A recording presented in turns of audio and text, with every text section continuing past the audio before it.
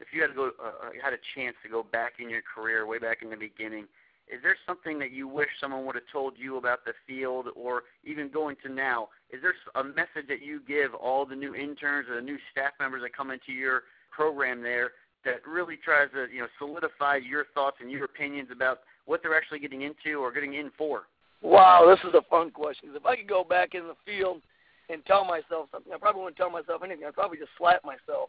And I guess really what I always try to tell young people is a couple things. Number one is have a plan. Part of it early on, you're just learning and trying to figure out what's going on. But ultimately, it's a highly, highly competitive field, and there's a lot of young people in it. I routinely run across young people coming in that really have no plan on where they're trying to get, and it makes it very, very hard for them to get there.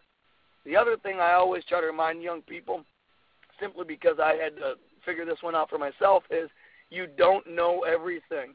Like I said, there's so many young people in this field that we tend to forget about the value of experience. Or I always tended to look at other coaches and other programs and talk about all the things that I thought that they were doing wrong, or all the things I knew that they were doing wrong, and I failed to ever ask what has actually made them successful, or how have they been in the field so long when so many other people haven't.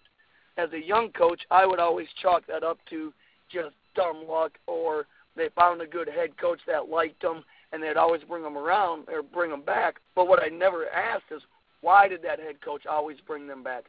What service were they providing that kept them employed or let them excel in the field? I was too busy trying to define what I thought the job was supposed to be, instead of going out and searching, what do people truly look for out of this position? What do athletic directors, what do head football coaches, what do head Olympic sport coaches, what do these people want out of their strength and conditioning coach? Not what does a strength and conditioning coach want to provide. We all want to provide great theoretical knowledge when it comes to programming and training, and we all want to provide what we know to be the best training in the world. The problem is that may or may not be what your athletic director, head coach, whether football or Olympic sport coach, what they're looking for. So if you can't provide them with what they're looking for, you're not going to be able to do what you want to do. That is the one thing that if I would have figured out earlier, I don't know, maybe it would have been bad, because when I learned it, I wouldn't have learned it as well. Or maybe it would have helped me earlier, I don't know. But I see a lot of people, a lot of young people especially, that just have a hard time grasping that mindset.